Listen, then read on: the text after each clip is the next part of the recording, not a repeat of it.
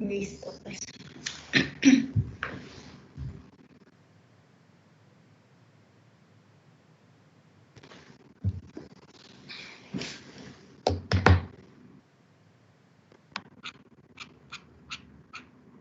Ok, nada más hay 33.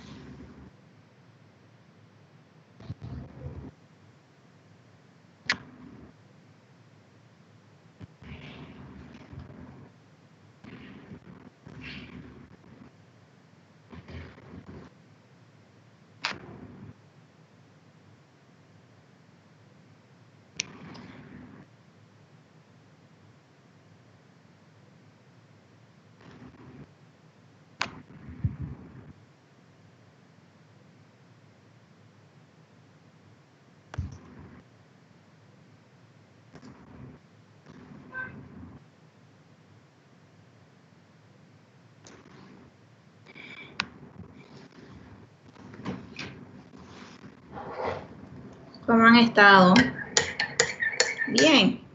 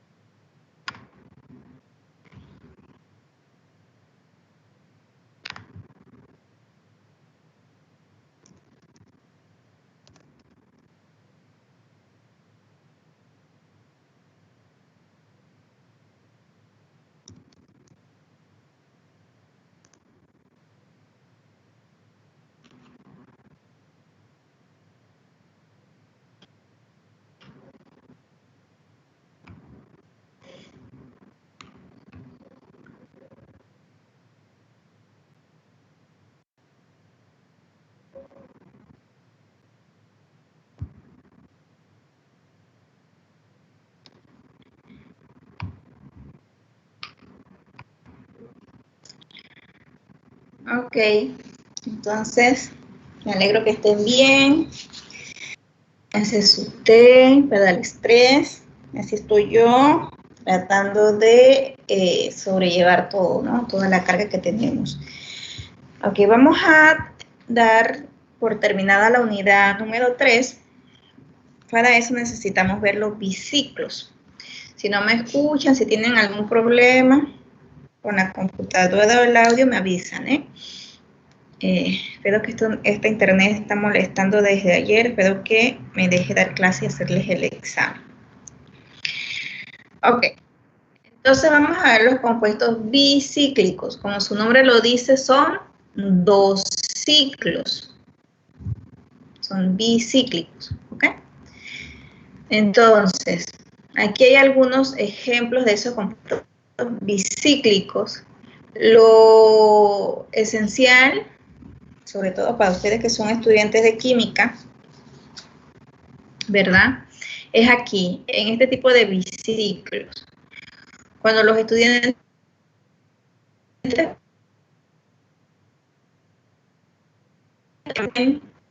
línea que está aquí se está uniendo con la que está acá abajo y hacen aquí como si fuera un ciclo propano, ¿sí? Sin embargo, si ustedes observan, voy a dejarles el puntero aquí arribita, ahí se los voy a dejar. Ustedes observan ese ciclo, ustedes pueden ver que no se unen, ¿sí? No se unen las líneas, hay un espacio en blanco pequeño. Ese espacio en blanco pequeño lo hace el programa para decir que no se están uniendo, que está por encima de ese enlace, ¿sí? Que no es una unión, es algo que está encima y que en plano pareciera que se fuera a unir. Entonces se dejan esos espacios en blanco que están aquí, donde está el puntero. ¿Ok? Eso es muy importante que lo vean y sepan cuando van a dibujar este tipo de biciclos. Se deja un pequeño espacio si lo observan bien, un pequeño espacio cuando un enlace está por encima y no es una unión como tal, ¿sí? Es como si usted ha colocado una mano delante de otra mano. Entonces, como yo dibujo una mano delante de otra mano sin decir que están pegadas? Entonces, en el plano lo que se deja un pequeño espacio en blanco. Ok, los biciclos, pues como todo, tiene su propia nomenclatura. Los carbonos que se unen entre los ciclos se llaman cabeza de puentes. Carbonos cabeza de puente, como está aquí, carbonos cabeza de puente, ¿sí? En este caso de acá son los que están aquí en el centro, ¿sí? Ok, entonces se antecede la palabra biciclo, que significa 2, y se cuentan los carbonos que están a los lados, 1, 2, 3 y 4, a los lados de la cabeza de puente, 1, 2, 3 y 4. Esta es la cabeza de puente, la que une los ciclos. 1, 2, 3 y 4. ¿Sí? Entonces se escribe biciclo 4.4 y en la cabeza de puente, aunque hay dos carbonos, ¿sí?, que se están uniendo, no hay ningún carbono que sobresale, que estaba encima. Entonces, por lo tanto, se dice que hay 0. Pero nosotros sabemos que son esos dos carbonos que están uniendo el biciclo. ¿Ok? Y se cuenta el total de carbono, sería 4 para acá, 4 para acá. Hay 2 aquí en el centro, es decano. ¿Sí? Decano. Biciclo 4, paréntesis, 4.4, 0. Porque no hay carbono en la cabeza de puente. Los carbonos en la cabeza de puente que se consideran son los que salen. Siempre van a ver quizás estos dos, entonces no se consideran. ¿Verdad? Acá se hace lo mismo, es un biciclo. 1, 2 carbonos a los lados, 1, 2 carbonos a los lados, pero en esta zona cabeza de puente donde une los dos ciclos y acá arriba que hay un carbono, entonces se pone 1. ¿Sí? En total hay 1, 2, 3, 4, 5, 6 carbonos, 7 con el de arriba. ¿Sí? Entonces, biciclo 2.2.1, 1 de la cabeza de puente que sobresale, heptano. Cuando nada más se unen a través, los biciclos nada más se unen a través de un solo carbono, se utiliza el prefijo espiro en lugar de biciclo. En lugar de usar biciclo, usamos espiro. Entonces, cuando nosotros escuchamos esa palabra espiro, ya sabemos que es la unión de dos ciclos a través de un carbono. ¿Ok? Entonces decimos 1, 2, 3, 4. 1, 2, 3, 4. Espiro, que significa que están unidos por un solo carbono, 4.4. ¿Verdad? Y nonano, porque son 9 carbonos en total. Aquí tenemos otro espiro, están unidos por un solo carbono, y es 2 para acá, 2 para acá, espiro 2.2, ¿verdad? Y en total tenemos 5 carbonos, 1, 2, 3, 4 y 5 carbonos pentano. Ok. Este es el caso de los biciclos, se ven un poco más fáciles, pero si yo quiero saber exactamente cuántos ciclos tiene una estructura que la veo un poco complicada, lo que yo tengo que hacer es ir haciendo cortes o ir cortando, haciendo rupturas de enlace, ¿sí? Entonces aquí hay un biciclo, ustedes lo pueden ver, que hay un biciclo, ¿verdad? Está totalmente cerrada la estructura y se hace un primer corte, una primera ruptura de enlace en este carbono que está aquí. O sea, lo eliminan. Este enlace, me queda mi carbono acá, me queda mi carbono acá, el enlace, la línea que representa enlace, se elimina. Y me queda de esta forma. Luego yo hago otro corte que lo puedo hacer aquí o a donde yo guste. Bueno, ellos lo hicieron aquí.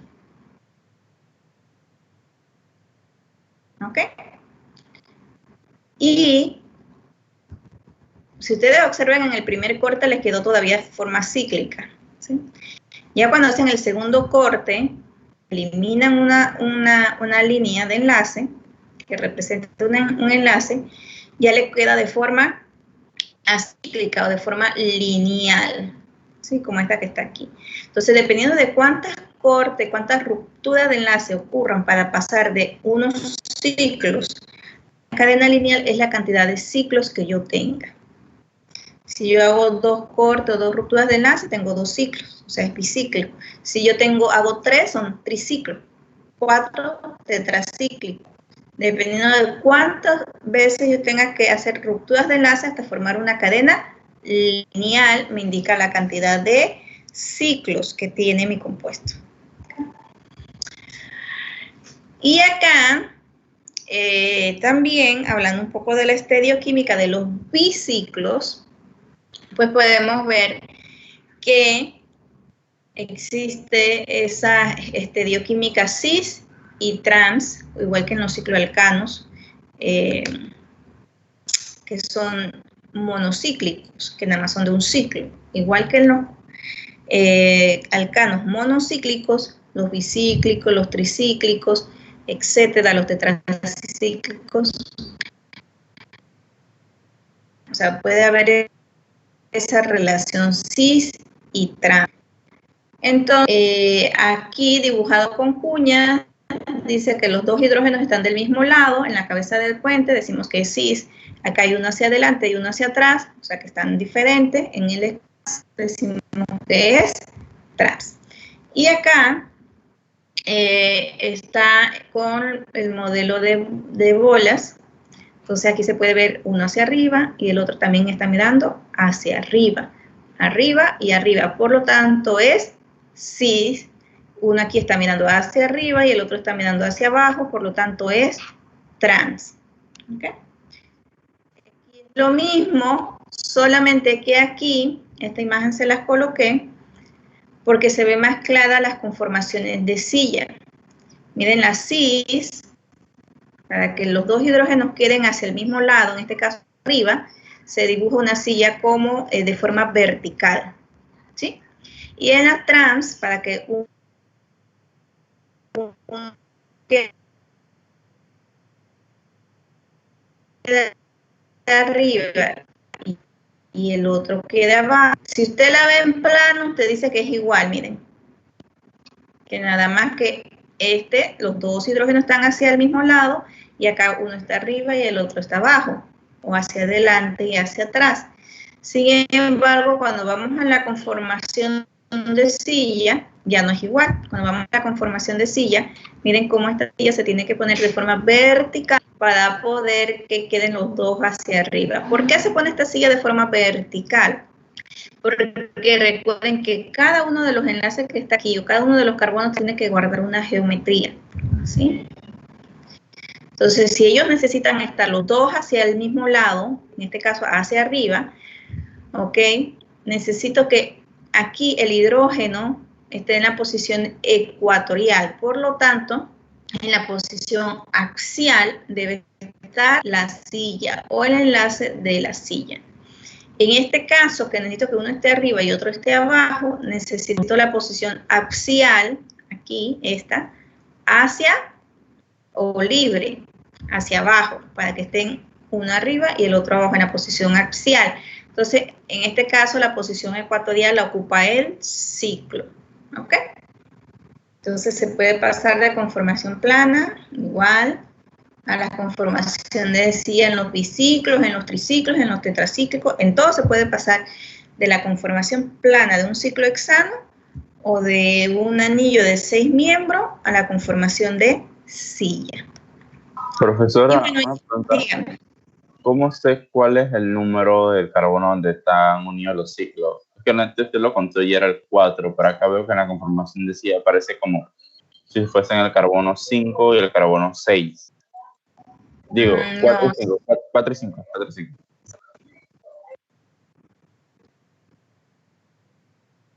No, son igual y 6. Mira, y 4. 1, 2, 3 y 4.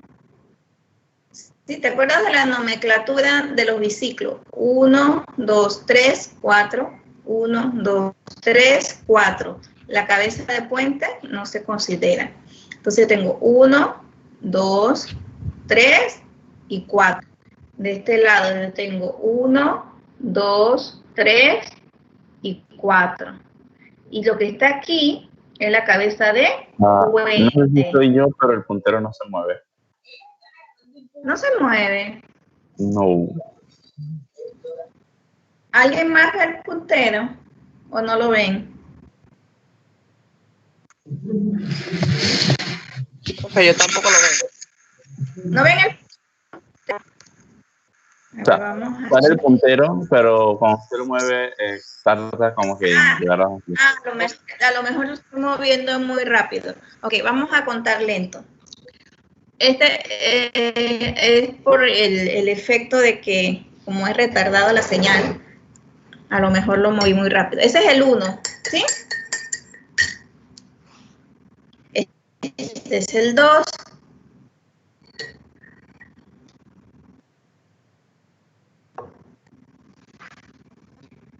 Este es el 3. ¿Okay?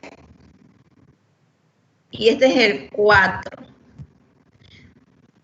Ahí tengo los 4 carbonos de un lado. Ahora me voy hacia la otra silla. Este es 1.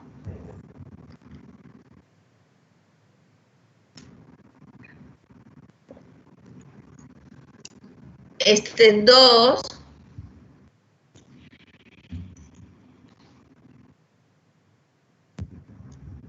Aquí, vamos a ponerlo de este lado. Es 3. Recuerden que cuando están así medio inclinaditos los enlaces se unen, es un carbono.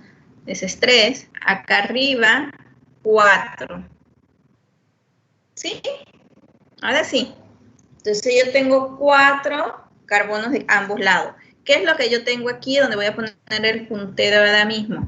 La cabeza de puente, que es 2 carbonos y no se cuentan.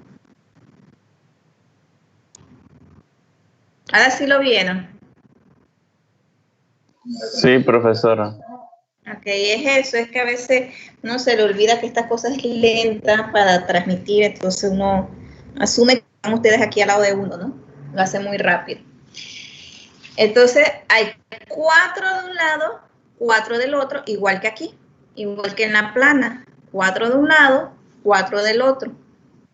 Y la cabeza de puente que está uniendo los dos ciclos. Entonces, de esa forma, claro, no es fácil dibujar, o sea, no es difícil, pero tienen que estar conscientes de que si yo estoy diciendo coloco en posiciones axiales o ecuatoriales, dependiendo de lo que me estén solicitando en la conformación plana. ¿Ok? Entonces, seguimos. Cualquier cosa ustedes me avisan para regresar. Ok. Esto ya es como para terminar, ustedes ya lo saben, ya lo hemos estudiado, nada más para que quede en la diapositiva, que son las propiedades de los hidrocarburos alifáticos de forma general. Ellos no son solubles en agua, son solubles en solventes igual que ellos, no polares, ¿verdad? Tienen una densidad aproximadamente de C, bueno, lo puse al revés, perdón, de C2.6 a C2.7 gramos por mililitro, lo que significa que ellos son menos densos que el agua y por eso si usted va a hacer una extracción en fase líquida, 2 fases líquidas, ¿verdad? Lo que nosotros conocemos comúnmente como partición. Entonces, los hidrocarburos alifáticos usualmente, si no tienen halógenos, van a quedar arriba. El hexano, el pentano, van a quedar arriba. ¿Okay? O si fuera un alqueno.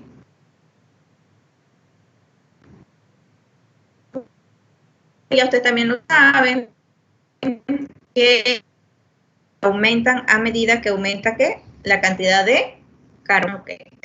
Con eso nosotros terminamos la unidad 3 que nos hacía falta ese pedacito e iniciamos algunas, la unidad 4, que son algunas de las reacciones de los hidrocarburos alifáticos,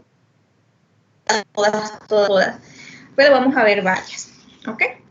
Entonces iniciamos esta unidad número 4. Para esta unidad número 4 vamos a repasar conceptos básicos de lo que implica una reacción química, una ecuación química y los aspectos para describir una reacción química. La ecuación química como tal es la representación de una reacción química. Yo sé que ustedes ya lo saben porque lo vieron en química general el año pasado. Una ecuación química completa debe tener estados de agregación, ¿ok? Debe tener, obviamente, los coeficientes. Y quizás aquí no está, pero en algunos casos, cuando es un precipitado, pues se coloca la flecha, ¿no? Ustedes saben que se coloca un sólido, pero para que sepan que es un precipitado, una flechita. ¿Ok? Y bueno, ya lo de los reactivos y los productos, ustedes sí lo saben desde hace. Esto es una ecuación química. Y yo sé que aunque lo saben, ahora mismo hago la aclaración porque cuando viene la parte del examen, yo les puedo decir, escriba el mecanismo de reacción, es otra cosa. Escriba la ecuación química, que es nada más los reactivos más los productos. ¿Sí? Esta forma es la ecuación química. Para comprender una reacción química, lo que les decía, se debe estudiar la cinética, la termodinámica y el mecanismo de reacción. La cinética y la termodinámica la van a estudiar ustedes especialmente. Ya tienen idea, vamos a dar un repaso, que tienen alguna idea, pero sí para entenderla mejor, la van a estudiar el próximo año, Dios primero, en físico-química, lo que es termodinámica y cinética. ¿Ok? Entonces dice, para que una reacción sea práctica, o sea, sea eficiente, sea capaz de desarrollarse, la termodinámica debe favorecer el producto. Y la cinética debe ser suficientemente grande para que la reacción se dé en un tiempo razonable. Nosotros no queremos estar allí todo un día, 24 horas o toda una semana esperando que una reacción se dé. Tenemos que ser eficientes en nuestro trabajo. Entonces tenemos que estudiar la cinética de las reacciones de tal forma que las reacciones sean rápidas. Por eso en los últimos años hay mucho auge con las reacciones a través de microondas, porque esa radiación de microondas permite acelerar, ¿sí?, por las ondas de esa longitud de onda. Entonces, acelera la reacción y ocurren reacciones en minutos. Entonces, la cinética ha estado dando mucho que pedir en las reacciones químicas orgánicas. ¿Okay? Cuando hablamos de termodinámica, podemos pensar en la constante de equilibrio, que ustedes la conocen mejor que yo, porque la vieron el año pasado.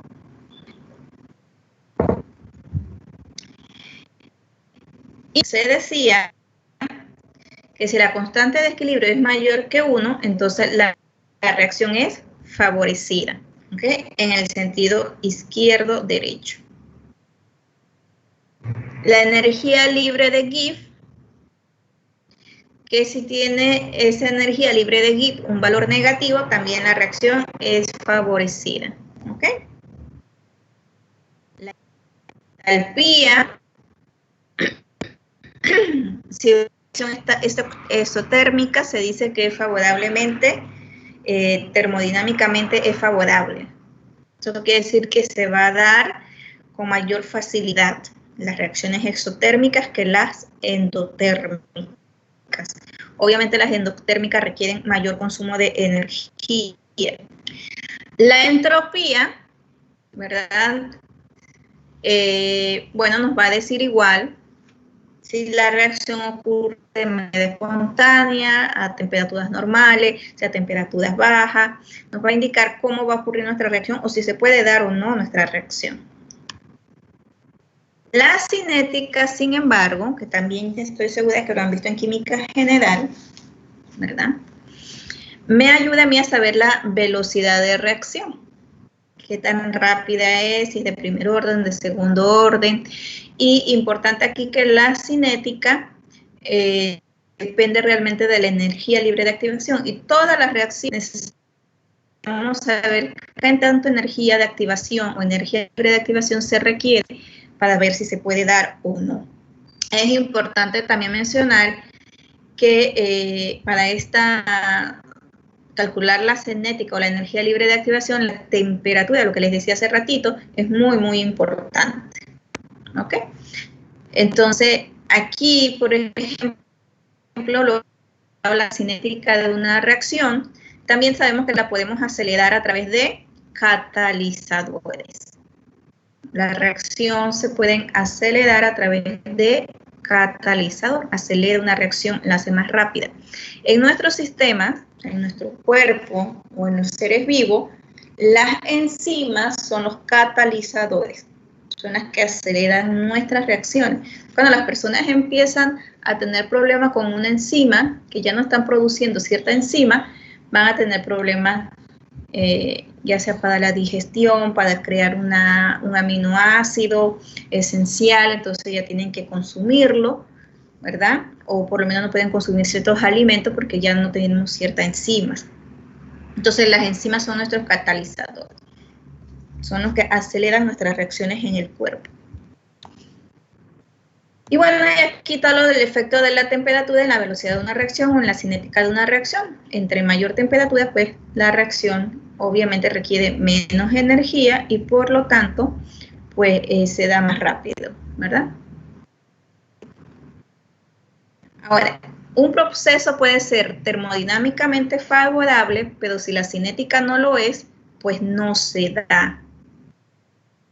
Yo puedo decir que tengo la entalpía apropiada, que tengo la energía libre de Gibbs apropiada, que tengo la constante de equilibrio apropiada para que se dé hacia un lado. Sin embargo, si no estudio la cinética, si no estudio la velocidad de reacción, puede ser que no se dé mi reacción, porque sea muy lenta. Y al final no será. Aquí hay un ejemplo de la combustión del metano. El metano, ya vemos que la energía libre de Gibbs tiene un signo negativo, o sea que es favorable supuestamente esta reacción hacia el postproducto. Sin embargo, como la reacción no es espontánea, pues la cinética es muy mala y no se da así tan fácilmente. ¿Okay? Ustedes saben que se necesita de ¿qué? De un acelerador en este caso, ¿verdad? Para que ocurra la combustión, que es lo que estamos viendo aquí. Ok. Ahora vamos a lo que vamos a estudiar un poco más, lo que es la cinética y la termodinámica. Ya les dije que eso lo van a estudiar o lo van a afianzar un poco más en la físico-química 1 y 2. Nosotros en orgánica lo que nos va a enfocar es el mecanismo de reacción. ¿Qué es un mecanismo de reacción? El mecanismo de reacción debe explicar todos los cambios estructurales y estereoquímicos que ocurren en una reacción química. ¿Qué involucra este mecanismo de reacción? Pasos o etapas de cómo se va a ir formando los productos poco a poco. ¿Sí? La ecuación química decía A más B es igual a C más D, por decir algo. Sin embargo, el mecanismo de reacción me va a decir cómo A más B se van uniendo hasta formar C y D. Paso a paso me va a explicar cómo se unen, cómo ocurre esta reacción. ¿Sí? ¿Qué más implica el mecanismo de reacción? Estados de transición, que son estructuras o especies que se forman momentáneamente. Más adelante igual hay ejemplos. Intermediarios, su nombre lo dice, son especies que se forman estables, que tienen un tiempo de vida aceptable, ¿sí? Para poder que reaccione A con B. Si esos intermediarios están formados, no se puede dar los productos. Y bueno, en un mecanismo de reacción es como la resonancia. Si no hay flecha indicando el movimiento de electrones, no hay mecanismo de reacción. ¿Ok? Entonces, empecemos con un ejemplo que no es un ejemplo cualquiera, o sea, que está dentro de las reacciones que tenemos que ver, que es la cloración o halogenación de un alcano por forma radicalaria. Se llaman reacciones en cadena. Entonces, lo primero que se ve son los pasos o etapas dentro de un mecanismo de reacción. Entonces, el primer paso de iniciación en esta reacción, que vamos a ver al final la ecuación, consiste en una ruptura homolítica, que ya ustedes conocen muy bien que es una ruptura homolítica del cloro a través de una energía que puede ser un fotón, ¿verdad? O una luz ultravioleta. La luz ultravioleta o un fotón, una energía, digamos, va a hacer que ocurra una ruptura de enlace ustedes saben que los halógenos son diatómicos, en el enlace del cloro. ¿Formando qué? Cloros radicalarios. Si ven aquí, voy a ponerles ahí el puntero, ahí hay un radical. Entonces, el cloro, que es porque es un átomo diatómico, a través de luz ultravioleta, de fotones, de una energía, sobre todo luz ultravioleta y fotones, va a sufrir una ruptura homolítica formando radicales de cloro. Ese es el paso de iniciación, el primer paso de la reacción que vamos a ver, que es la reacción de cloración del metano. O el paso de propagación. Ahora yo tengo el metano, ¿sí? El metano que va a reaccionar con uno de esos átomos de cloro radical o de cloro radicalario, ¿sí? Cloro radical, ahora tenemos ese cloro radical acá, ahí está el cloro radical, va a reaccionar con el metano. Recuerden que como es radical, va a sufrir rupturas homolíticas, es decir, que en el metano va a sufrir una ruptura homolítica entre uno de los enlaces de carbono e hidrógeno. Uno de esos hidrógenos de forma radical se va a unir al cloro y va a formar ácido clorhídrico o cloruro de hidrógeno, como lo quieran llamar. Y el otro electrón se va a quedar en el carbono del metano, que va a ser un radical metilo. ¿Ok? Miren las flechas, como están aquí, que se indican muy bien, porque tenemos que tener flechas. Importante en este caso, miren que son medias flechas, porque estamos trabajando con radicales. Cosas que ustedes ya saben. Bueno, radical de metilo. Ese fue mi primer paso de propagación, pero ya es mi segundo paso en el mecanismo de reacción. El segundo paso de propagación, ese radical de metilo, o metilo radicalario, ¿verdad? Se va a unir a otra unidad de cloro, ese que está aquí. ¿Ok?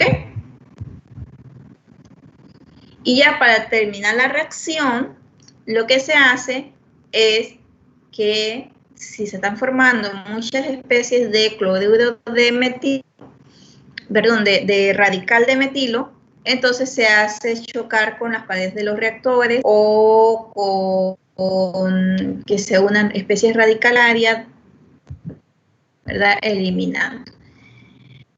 Ok, lo que acabamos de ver está aquí resumido en esta diapositiva. Abajo, vamos a poner aquí donde dice reacción general. Esa es la ecuación general. Ahí dice reacción. Es la ecuación que estamos viendo allí, ¿verdad? Usted nada más escribe metano más cloro igual a cloruro de metilo más ácido clorhídrico. Todo lo que está allá arriba es el mecanismo de reacción. Paso de iniciación. V por la constante de Planck, por la velocidad, ¿verdad? Significa energía, significa que tenemos un fotón. Algunos le ponen UV, que significa luz ultravioleta, o algunos le ponen la palabra luz, depende del autor de los libros. Entonces, pero es energía, ya sea por la luz ultravioleta, por fotones, etc. Causa la ruptura homolítica del cloro, formando dos cloros radicalarios que se van a unir al metano, ¿verdad? En uno forma ácido clorhídrico y en el otro se forma el cloruro de metilo. Y bueno, en los pasos de terminación que pueden ser cualquiera de estos que están aquí. Esta reacción, la cloración del metano, es una reacción en cadena.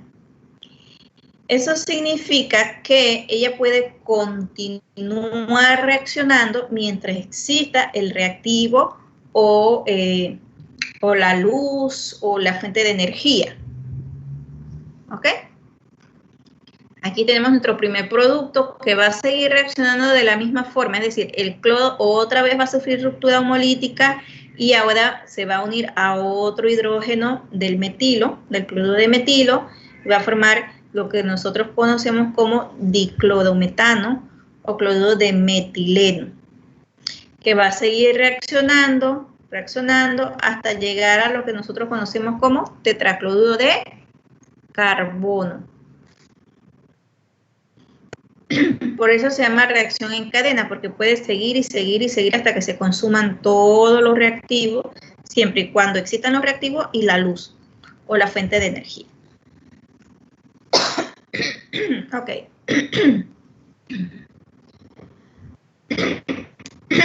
¿Cuál sería? Eso, lo que acabamos de ver son los pasos dentro del mecanismo de reacción. Si yo tuviera que dibujar un estado de transición, ¿verdad? En este caso, podríamos dibujar el que está aquí en el centro.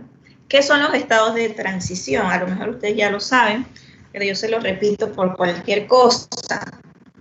Los estados de transición es una especie, voy a decirlo a mi manera, ¿verdad? Es una especie que se forma entre los reactivos y los productos de vida muy, muy corta. Y se da principalmente cuando se están formando, vamos a decir, cuando hay ruptura y formación de enlace. Recuerden que para que se forme el producto va a haber ruptura y formación de enlace. Entonces el estado de transición representa esa, la ruptura y la formación de enlace. Si ustedes observan en esta imagen, ¿qué está ocurriendo? Se va a formar este enlace, voy a ponerles ahí el puntero, ahí se va a formar ese nuevo enlace entre el cloro radical con un hidrógeno radical, formando ácido clorhídrico. Ese es mi primer enlace que se está formando. ¿Cuál es el que está ocurriendo ruptura acá? Hay ruptura de enlace entre el carbono y el hidrógeno para formar el radical metilo o el metilo radicalario.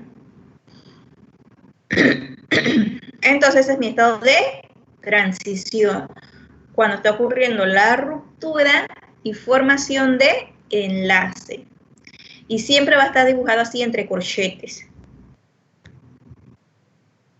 ¿Ok?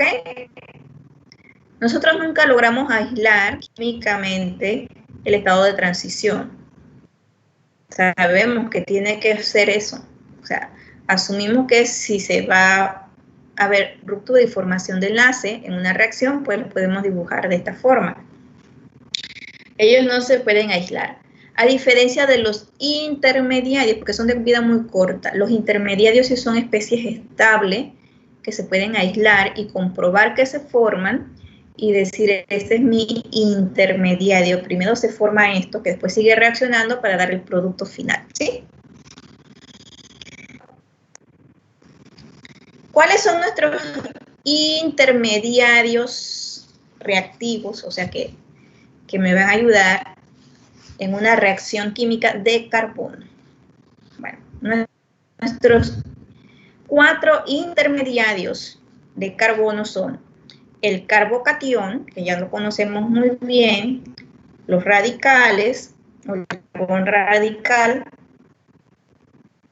el carboanión, que también lo conocemos, y el menos, pero sí existe, el carbeno, ¿sí? Este no se da con mucha frecuencia.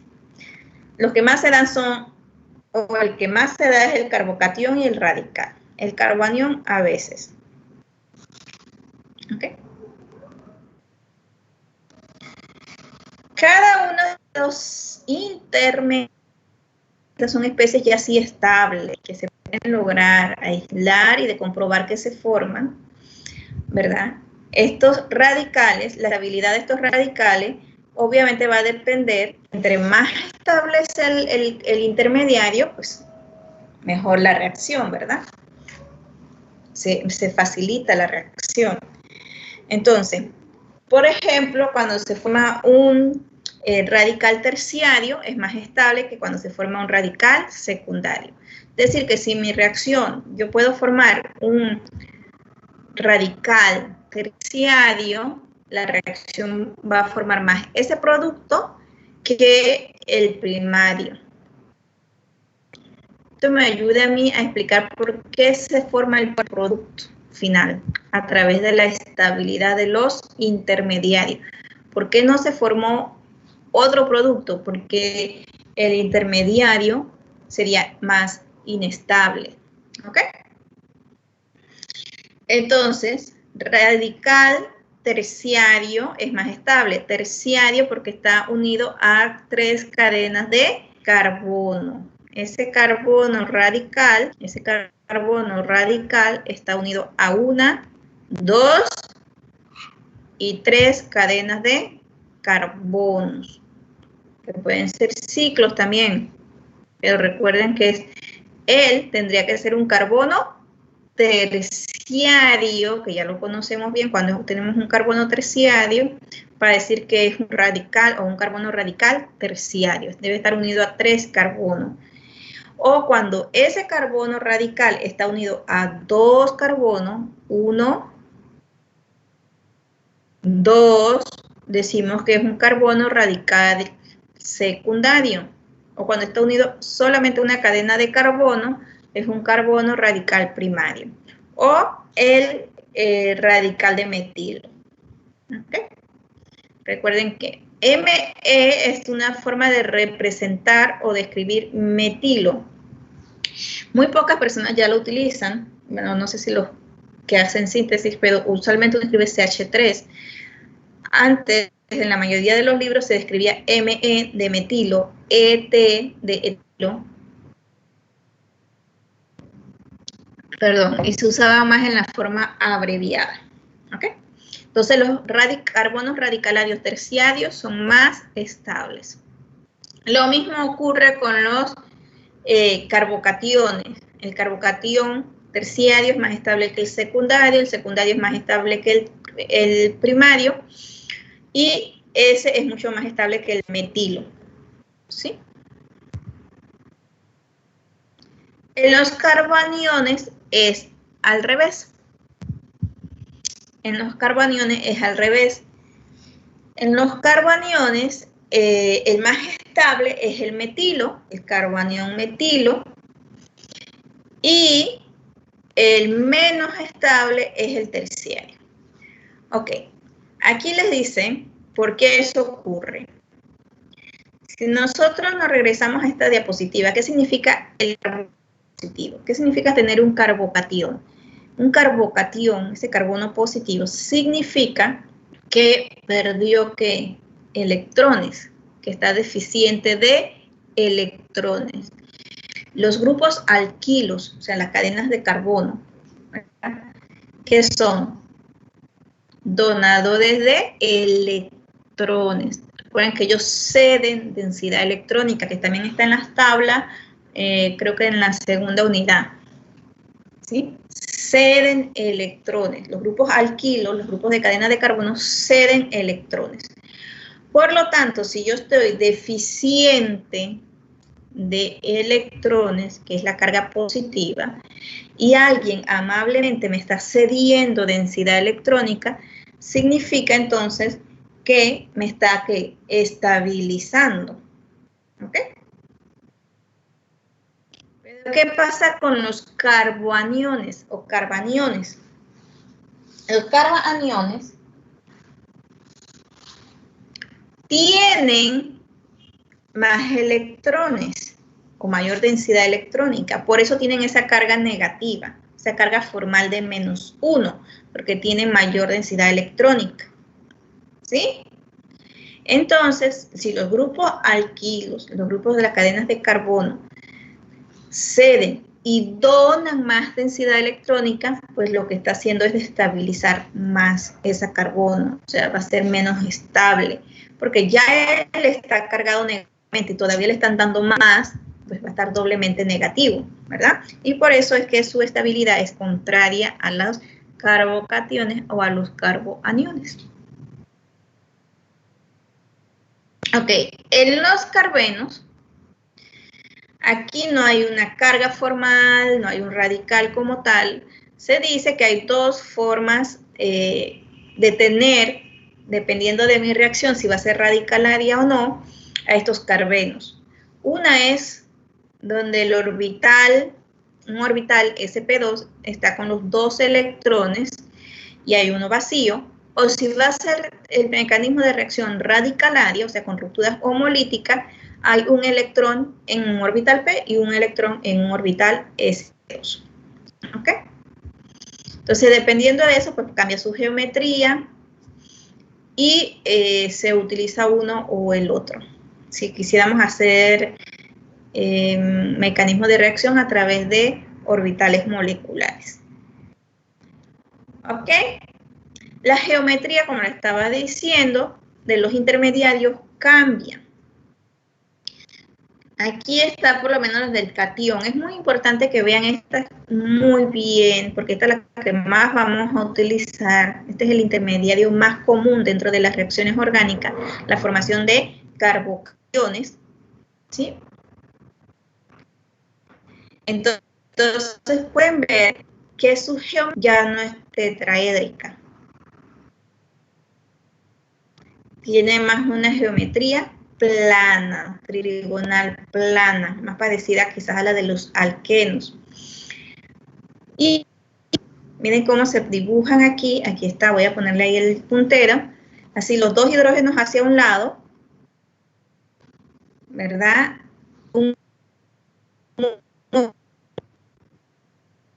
Que pueda aceptar electrones y el hidrógeno de este lado. Por eso un carbocatión porque su geometría ya no es tetraédrica. Bueno, esta es una forma de dibujarla. A mí me gusta más esta. Hay otra forma, vamos a verla. Lo podemos acostar también, pero siempre manteniendo esto que está aquí. Lo que es la forma trigonal, plana. ¿Sí? La de los aniones, por ejemplo, el carboanión, sí se mantiene esa geometría tetraédrica. ¿Sí? Pueden ver que ahí está la geometría tetraédrica. Él es totalmente distinto al carbocatión. Y bueno, la de los radicales, el carbono radical, él sí mantiene la geometría parecida, por eso tiene la misma estabilidad que ¿quién? Que el carbocatión. ¿Ok? Ok. Aquí, esta imagen lo que representa es algo que conocemos que es el solapamiento, el traslape de los grupos alquilos, dándole esa estabilidad a el orbital P de un carbocatión. Por eso que cuando los grupos, entre más grupos alquilos se tiene, más estable. ¿Ok? Porque aquí hay metilo, carbono con hidrógeno, 2, 3. Aquí hay un CH3. ¿Ok? Está el SP3, SP3, SP3, hidrógeno, hidrógeno, hidrógeno, es un CH3. Sus orbitales o sus orbitales, ¿verdad? SP3 se están traslapando o solapando con el orbital P vacío del carbocatión que acabamos de ver aquí, orbital P vacío de un carbocatión. Entonces, si aquí tuviera otro, más solapamiento, acá hubiera otro, más solapamiento, lo que estabiliza esa carga, porque están cediendo densidad electrónica, ¿verdad? Ese solapamiento se le llama hiperconjugación y es lo que me explica a mí un poco la estabilidad de los carbocationes por grupos alquilos. En resumen de eso, para entrar en reacciones como tal, bueno, que estamos viendo la general, lo que son las reacciones químicas, en este caso química orgánica. Estamos viendo que necesitamos saber termodinámica, necesitamos saber cinética y necesitamos el mecanismo de reacción para entender una reacción química. Ustedes saben que lo dibujamos a través de diagramas de energía, de activación. Entonces, dependiendo del diagrama de energía de activación con la termodinámica, como el delta H, ¿verdad?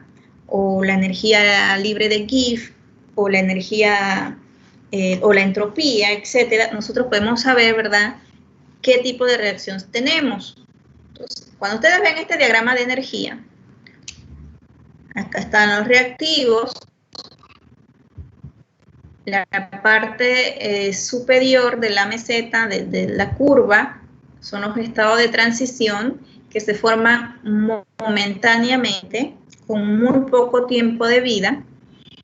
Y bueno, en este caso, que es una reacción exotérmica, la curva baja hacia los productos. Con facilidad, esto lo que me quiere decir es que con facilidad se forman los productos. ¿Por qué? Porque el nivel de energía, de absorber energía. Entonces, endotérmica, donde ustedes pueden ver que ocurre lo contrario, ¿verdad? Sube y la curva se queda bastante acá arriba, no baja totalmente. Y bueno, ahí están sus estados de transición. Aquí hay una reacción de primer orden, de segundo orden. Cómo hay esa diferencia de velocidad. Y acá, todo esto lo representa una reacción en cadena de los radicales, como la que acabamos de ver de la cloración del metano. Aquí me está diciendo que forma un radical, después otro, después otro, después otro, y que todos son muchos pasos exotérmicos. Una reacción en cadena radicalaria, como la de la cloración del metano. Preguntas. Vamos a iniciar entonces lo que es reacciones.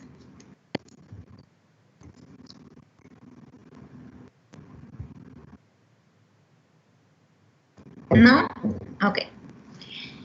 Entonces, miren, los alcanos ya ustedes saben que son la clase o la familia menos reactiva, porque ellas no reaccionan como, ellos no son ácidos, ellos no son básicos, son bastante neutros.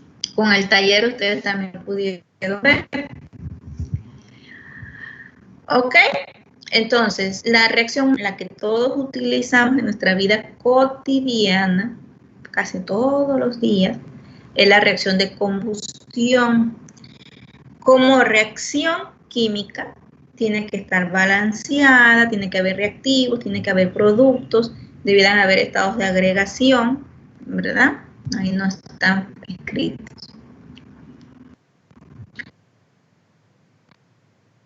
Entonces, pues ustedes tienen el alcano con oxígeno y se da la reacción de combustión. La reacción de combustión que forma dióxido de carbono más agua, sin importar cuál sea el A.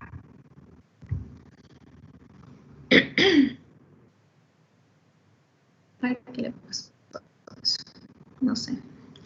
Después, las otras reacciones que tenemos de los alcanos es la reacción de desintegración o hidrodesintegración. Siempre lo dice, ¿ok? Entonces, cuando yo digo escucho hidro, quiere decir que estoy adicionando y necesita un catalizador para que la reacción se dé. Si no está el catalizador, la reacción no se va a dar, es muy, muy lenta. ¿Sí? La cinética no es favorable. Entonces no se da. En este caso, pues tenemos allí la ecuación general, un alcano, más hidrógeno, más calor, ¿verdad? Un catalizador, me dan alcanos de menor longitud. Y aquí pues está un ejemplo, tengo un alcano de 12 carbonos, le adicioné todo aquello y me da alcanos más cortos. Cuando adiciono hidrógeno, cuando hago esa desintegración catalítica, es decir, que también tengo el calor, ¿verdad? Un catalizador o el catalizador, calor como catalizador, lo que va a ocurrir es que va a formar alquenos de menor longitud y un alcano. Aquí está el alqueno. Ahora, ustedes no pueden saber qué alcanos de pequeñas longitudes o alquenos se van a formar.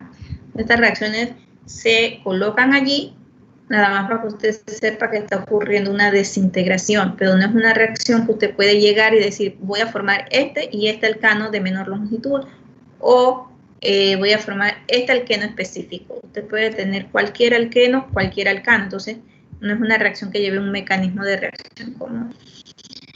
La otra reacción de los alcanos es la que ya vimos, que es para la preparación realmente de halogenuros de alquilo, halogenación de alcanos por radicales. ¿Okay? Ya nosotros acabamos de ver esa reacción. ¿En qué consiste? En el que yo tengo un alcano, hace rato, ¿quién era? Metano. Tengo un halógeno, por eso es una halogenación, ¿verdad? La HV, ¿qué significa? Energía, ya sea fotones, luz ultravioleta, y ¿qué? Va a formar un halogenudo de alquilo, por eso dice preparación de halogenuros de alquilo, o sea, se forma un halogenudo de alquilo. ¿Cómo va a ocurrir? El mecanismo de reacción ya sabemos. A ver, el bromo, ¿qué va a pasar? Va a tener ruptura homolítica. Se va a dividir en dos radicales. Después uno de esos bromos radicalarios se va a unir al hidrógeno que está aquí. ¿Ok? Y por lo tanto va a formar en este caso ácido bromhídrico. Y va a formar un carbón radical aquí. Ese carbón radical después se va a unir con otro bromo radicalario. Y entonces va a formar este producto. Recuerden que estas reacciones son reacciones en cadena, o sea que puede seguir reaccionando, hasta que se consuma toda la cantidad de reactivo o mientras esté en presencia de la luz ultravioleta o de la fuente de energía.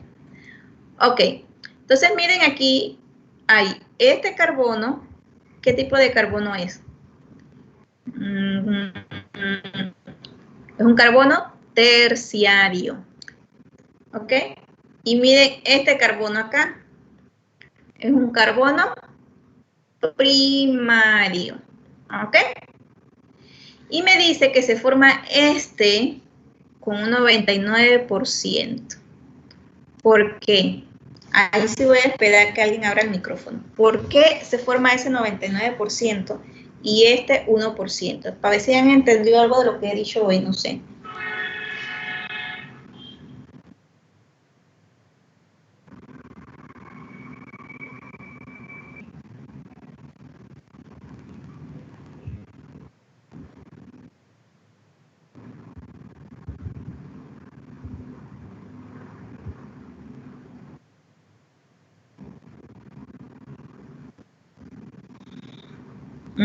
A ver. Porque el segundo carbono es más estable a tener más radicales. Por el primero que está ahí, ¿qué tipo de carbono es? Cuando se forman radicales. ¿Cuál? Terciario. Terciario. Exactamente. Es un carbono radical terciario. Y el de acá es un carbono radical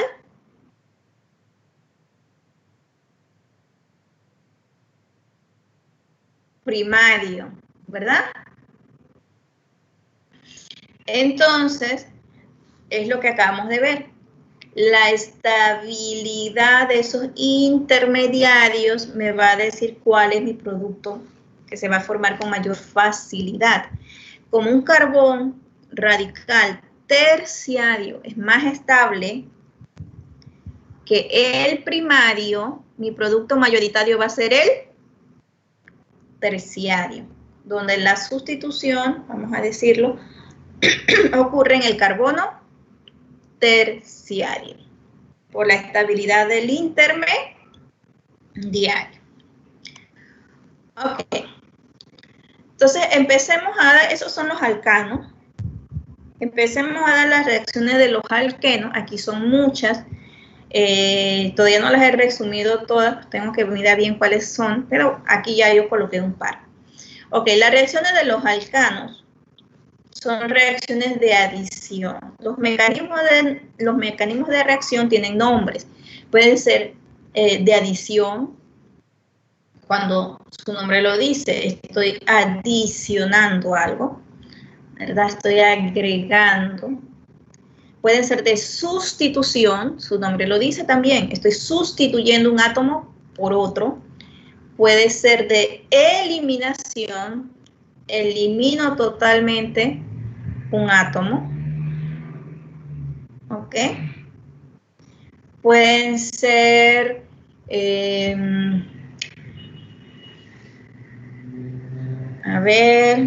pueden ser una condensación, que significa que estoy uniendo, condensando, ¿sí? Condensación.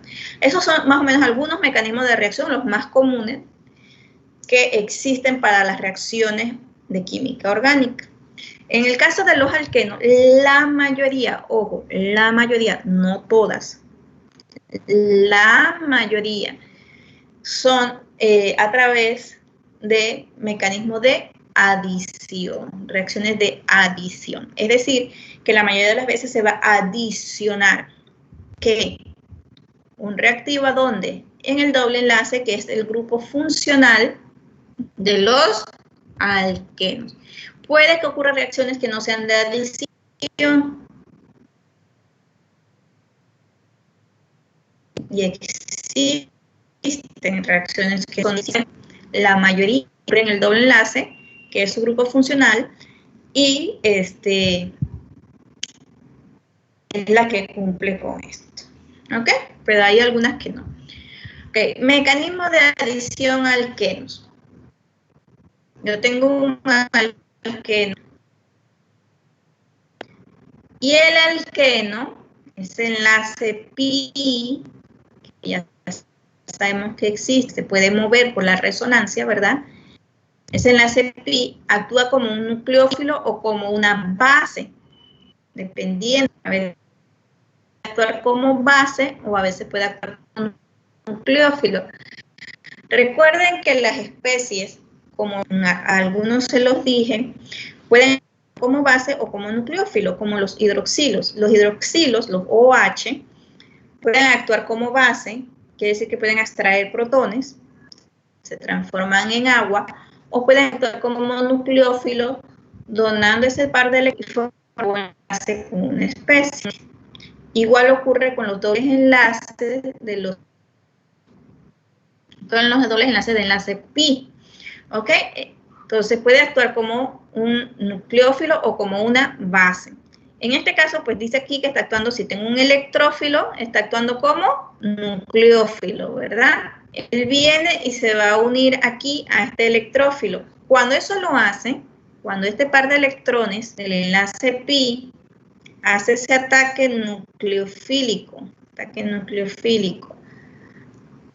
a un electrófilo, uno de los dos carbonos, porque ese doble enlace tiene dos carbonos, 1 y 2. Uno de los dos carbonos va a quedar, ¿qué? Deficiente de electrones y va a formar lo que conocemos como carbocatión. ¿Okay? Aquí le dicen que el carbocatión o la carga formal de +1 debe quedar en el carbono más sustituido. Después vamos a ver por qué. Bueno, ya lo saben, sino que vamos a decirle que eso tiene un nombre especial, una regla especial, ¿sí? La carga positiva en el carbono más sustituido. O sea, que se debe formar el carbocatión que tiene más sustituyentes. ¿Por qué? Porque es el carbocatión terciario, secundario, el que sea más estable. Luego que se forma el carbocatión, que es nuestro intermediario, va a venir otro nucleófilo y va a hacer un ataque nucleofílico a ese carbocatión, que es un electrófilo, ¿verdad? Y va a formar un enlace o dar el producto que yo requiero. Acá es lo mismo, ¿a través de qué? De orbitales moleculares. Aquí tengo mi enlace pi, este es mi enlace pi, orbitales p no hibridados, donde yo tengo dos electrones que van a hacer un ataque nucleofílico a un electrófilo, se van a unir, estos dos electrones en uno de los orbitales se va a unir al electrófilo y me va a quedar el otro orbital p vacío, formando el carbocatión. Yo debo procurar que ese carbocatión que acabo de formar sea el más estable, que es el carbocatión terciario. Si no puedo formar un carbocatión terciario, entonces uno secundario. Y si no puedo uno secundario, uno primario y así sucesivamente. Y aquí me faltó el ejemplo general. Bueno, yo creo que está más adelante. No sé por qué está ahí. Ahora miramos. ¿Ok? Déjenme ver por qué. Aquí es. Aquí es. Ahora regresamos a la otra reacción. Ok, entonces miremos ahora. Esto es la reacción de adición de halogenuros de hidrógeno. Yo tengo aquí el alqueno más un halogenudo de hidrógeno. Halógeno con hidrógeno. Nosotros sabemos que si yo tengo aquí un cloro, sería HCl, que es un ácido clorhídrico. ¿Sí? Los halogenuros de alquilo o los halogenuros de hidrógeno, perdón, los halogenuros de hidrógeno son ácidos. Entonces el alqueno va a actuar como que si yo tengo un ácido aquí, va a actuar como base. ¿Ok? Va a actuar como base. Entonces yo puedo decir aquí que el par de electrones pi, como ya vimos hace ratito, va a extraer ¿qué? Un protón. Va a formar un carbocatión. Ese carbocatión va a ser atacado por el bromo o el halógeno que va a quedar negativo. ¿Ok? vamos a ver el mecanismo de reacción que aquí en la diapositiva que sigue. Podemos ver que estas reacciones se tienen que llevar a cabo antes de pasar allá a una temperatura normal hasta fría, porque es una reacción muy exotérmica. No tiene que ser súper fría, baño de agua fría. Y en un medio o en un disolvente no polar, como son los hidrocarburos alifáticos. ¿Ok? Esto es lo que yo les decía hace ratito. Aquí tenemos entonces el halogenuro de hidrógeno. Tenemos el alqueno, que va a actuar como base. ¿Okay? El par de electrones pi va a extraer un protón del ácido. Va a haber una ruptura y se va a formar un bromo negativo. Aquí está. Bromo negativo, carbocatión. ¿Dónde yo coloco el hidrógeno? Tengo dos carbonos formando el enlace, el doble enlace. Tengo dos carbonos formando el doble enlace. Ahí es donde voy a poner el puntero. Ahí es donde está el puntero. Si yo formo un carbocatión ahí, estoy formando un carbocatión terciario. ¿Ok? Si yo formo un carbocatión acá en este carbono, estaría formando un carbocatión secundario. Y yo siempre voy a buscar el más estable, que es el carbocatión terciario. ¿Ok? Entonces, eso es lo que está expresado aquí. Dice, si adiciono el hidrógeno en este carbono, que es el carbono terciario, formo un carbocatión secundario. Si lo adiciono en el carbono secundario, formo un carbocatión terciario. Y pues dice que la de abajo no se da. ¿Esto por qué? Y allá arriba dice regla de Markovnikov. ¿En qué consiste la regla de Markovnikov? Las tenía copiada por aquí, pero ahora no la veo. Creo que la quité. La regla de Markovnikov consiste en adicionar el hidrógeno al carbono que tiene más hidrógeno. La repito para que lo anoten. Sí. Igual lo pueden leer en los libros, pero por cualquier cosa. La regla de Markovnikov dice que el hidrógeno se adiciona al carbono que tenga más hidrógeno. Si ustedes observan su estructura, este carbono que está aquí, donde está el puntero, no tiene hidrógenos. Por lo tanto, yo no debo ir, ¿qué? Adicionar el hidrógeno. El hidrógeno lo voy a adicionar al carbono que tenga más hidrógeno. En este caso, es este de acá. Eso es lo que dice la regla de Markovnikov. ¿Ok? ¿Para qué existe esa regla? Para formar el carbocatión más estable, que son los carbocationes terciarios. Luego que yo tengo ya mi carbocatión formado, viene el bromo y hace su ataque nucleofílico y se une aquí. Y tengo mi producto. Ese sería el otro paso. Formar ese producto. Acá abajo, en esta estructura, tenemos el estado de transición. ¿Cuál es el estado de transición? Donde está ocurriendo la ruptura y formación de enlace. Okay. Acá en estos dos ejemplos, usted puede ver fácilmente por qué se forma este producto y no el bromo para acá. Aquí yo tengo dos carbonos, un CH2, un CH. ¿Sí? Un CH ahí donde está el puntero. Se dice que se adiciona el hidrógeno al carbono que tiene más hidrógeno. ¿Cuál es? Este, el primero. Lo que forma un CH3. ¿Ok? ¿Qué se va a formar acá? Un carbocatión que posteriormente va a ser atacado con el halógeno nucleofílicamente, que en este caso es bromo, para formar este producto final. En el caso de acá abajo, Da igual, porque los dos carbonos que están formando el alqueno son iguales. Aparte de eso, la estructura es simétrica. Así que yo puedo colocar el hidrógeno a la derecha, o el bromo a la derecha o el bromo a la izquierda. Me va a dar el mismo compuesto, el mismo producto, porque es una estructura simétrica. Pero en el ejemplo de arriba no es una estructura simétrica. ¿Ok? Entonces, por eso la diferencia. Acá son más ejemplos de lo mismo.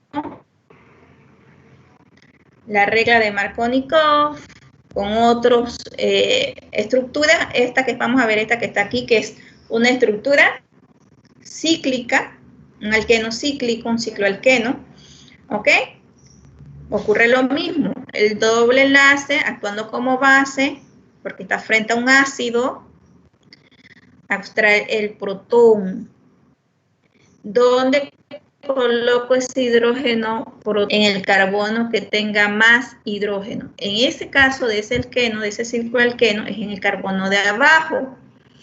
Y arriba le queda un carbocatión, el cual después, en el siguiente paso, va a ser atacado nucleofílicamente por el bromo, formando el producto que es un halogenuro de alquilo.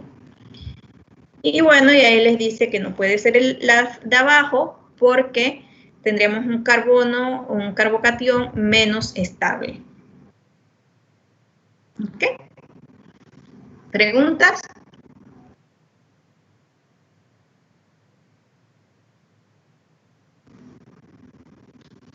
¿Les quedó clara la regla de Markovnikov?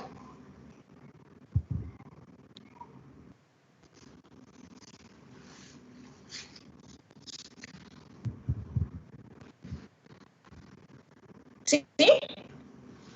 Vamos a ver los chats.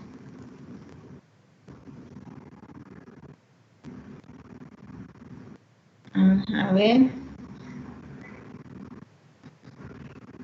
Ok. ¿Qué me dicen?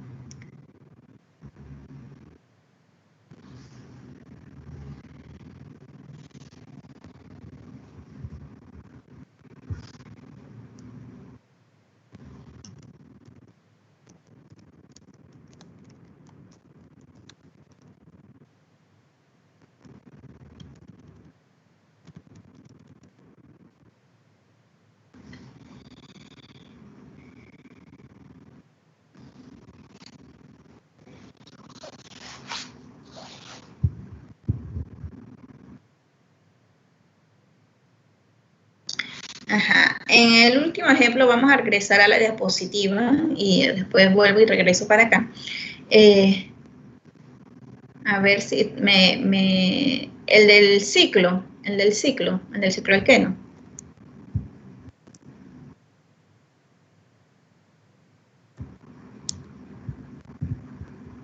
Ok, el del ciclo alqueno. Perfecto.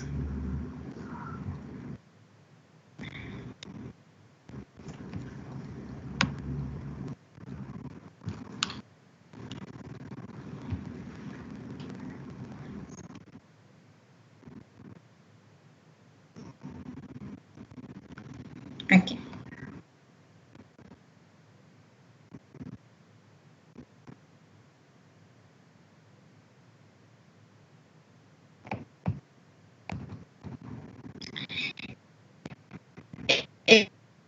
El de abajo no es el menos estable.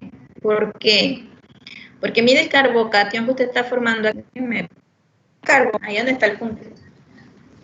Ok, asumiendo que ya está ya la pantalla.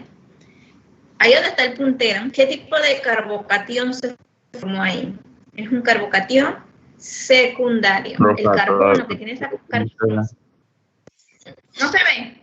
No, ahora sí apareció. ¿Ahora sí? Ok, perfecto. Es que les digo que se demoren, que aparezca ya. Yo lo estudié hace rato. Ahora sí, ok. Ese carbono con esa carga formal de +1, ese carbocatión, es un carbocatión secundario. Si ustedes observan, voy a ponerlo aquí, ¿verdad? Ese carbono está enlazado a 2 hidrógenos, uno hacia arriba y uno hacia el otro lado. ¿Sí? Aquí, ahí hay uno, ¿ok? Hay uno, hay 2. Por lo tanto, él es un carbocatión secundario. El de arriba, miremos aquí, ¿ok? Ese carbono está enlazado ¿a cuántos carbonos?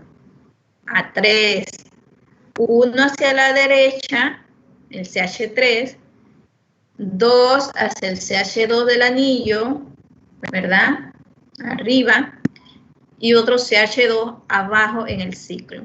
Ese carbono que está ahí es un carbocatión terciario. Si ustedes se van a las diapositivas cuando empezamos este tema,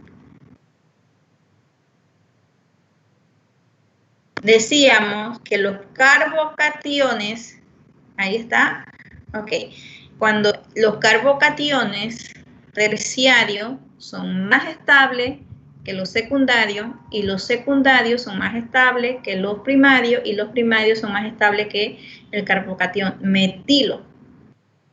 Porque los grupos alquilo ceden o donan densidad electrónica, estabilizando esa deficiencia de electrones. Además que pueden formar algo que se llama hiperconjugación, que implica ese solapamiento o traslape de los orbitales P con los grupos alquilos. ¿Okay?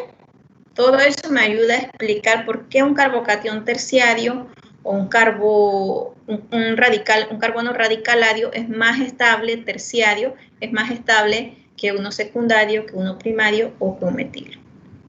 En los carboniones recuerden que es al revés.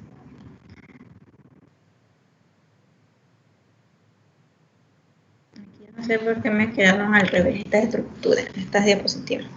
Por eso no se las he enviado, tengo que arreglarlas bien. Entonces, en el ejemplo este del ciclo Whitney, el de abajo, si yo pongo el hidrógeno, que es un protón realmente, porque el alqueno va a actuar como base. ¿Sí? Los alquenos pueden actuar como base o como nucleófilo, es decir, que puede aceptar protones o puede donar electrones, puede hacer cualquiera de las dos cosas. El par de electrones pi del doble enlace. ¿Ok? El enlace pi. Ahora, él va a actuar en este caso como base porque está frente a un ácido. Ácido bromídrico, HBr. ¿Sí? Los halogenuros de hidrógeno son ácidos. Entonces, como él está frente a un ácido, él va a actuar como base. Aquello del que estuvimos practicando, o como base, de saber cuándo era base, cuándo es ácido, cuándo es nucleófilo, cuándo es electrófilo. Entonces, si él está frente a un ácido, él actúa como base. Como base, él va a extraer un protón. ¿Sí? Le va a quitar un protón al ácido. ¿Dónde lo coloca? Es el dilema. ¿En cuál de los dos carbonos que está formando el doble enlace? Entonces, aquí es donde yo aplico la regla de Markov-Nikov. ¿En qué consiste la regla de Markov-Nikov? En decir que el hidrógeno se adiciona al carbono que tiene más hidrógeno. Entre esos dos carbonos que están formando el ciclo alqueno, hay uno solo que tiene hidrógeno, el otro no tiene hidrógeno, tiene un metilo.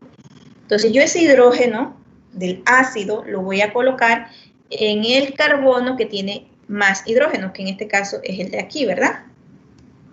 Vamos a ponerle el puntero ahí.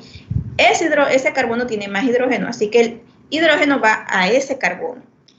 El otro, porque son dos carbonos que están formando el doble enlace, el otro forma un carbocatión.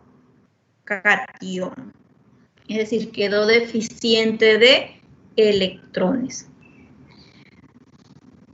Y en este caso, yo podría haber formado el carbocatión aquí, en la estructura de arriba, o en la estructura de abajo, pero yo voy a buscar siempre formar el intermediario estable, porque eso quiere decir que mi reacción, va a ser más favorable a formar ese producto por estabilidad. Entonces, cuando yo propongo mecanismo de reacción, recuerden que ustedes son químicos ya, ¿verdad? Entonces, ustedes tienen que hacer una reacción, tienen que buscar cuál en el papel primero, que en el papel es mucho más bonito que en la vida real, en el laboratorio, y más en Panamá, que tenemos tanta humedad y hay que controlar tantas cosas, ¿verdad? En el papel yo tengo que decir, si yo mezclo A más B, ¿cómo voy a estar seguro que me va a dar C más D? ¿Sí? Existen inhibidores, grupos protectores, existen muchas cosas que uno puede hacer para obtener el producto que uno quiere. Pero digamos que como estamos empezando, ¿no? Estamos en pininos aquí, yo quiero saber si mezclando A más B voy a obtener C y D, si es lo que yo quiero. Entonces yo lo que tengo que ver es, ok, cuando esto con esto, ¿cómo va a actuar? Como ácido, como base, como nucleófilo, electrófilo. En todo eso se resume la orgánica. Ácido, base, nucleófilo, electrófilo. Bueno, si está frente a un ácido, va a actuar como una base. Ok. ¿Cuál es el intermediario estable, el más estable? Ah, este. Se debe formar este intermediario. Uno asume, ¿no? Entre los dos intermediarios que se podría formar, si yo tengo ese alqueno, yo tengo que escoger el más estable, que es el de arriba, el carbocatión terciario. Es decir, que yo voy a pensar que se me va a formar este producto que está aquí. ¿Por qué? Porque estoy utilizando como intermediario el más estable. Puede ser que se formen los dos, pero que ese que yo estoy señalando con el puntero sea el mayoritario. ¿Sí? Porque es el más estable. Estoy formando el intermediario más estable, o estoy seleccionando, escogiendo como intermediario el más estable. Ok, me voy al chat a poder leer cómo quedó. Y tenemos que terminar la clase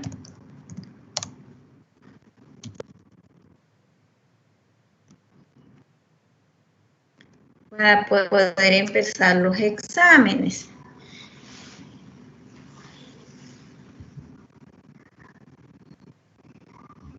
Ok, me alegro.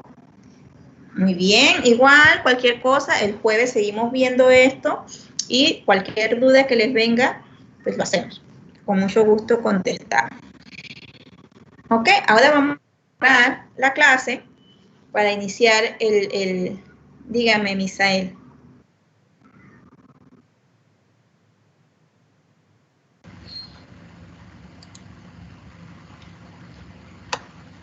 No, disculpe, profesora, es que mi computadora está un poco lenta y lo toqué por accidente. Ah, ok, no se preocupe. Ok, entonces vamos a terminar la clase por hoy. Nos vemos el jueves para la clase. Ahora yo voy a cerrar todo. Bueno, voy a cerrar esto y vamos a ir reuniéndonos según fueron programados. Entonces nos vemos el jueves. El jueves me pueden hacer cualquier pregunta que les haya quedado en el tapete, digamos. Okay. Bueno, nos vemos en un ratito. Voy a empezar a cerrar aquí para empezar a unirme al otro grupo que tiene examen.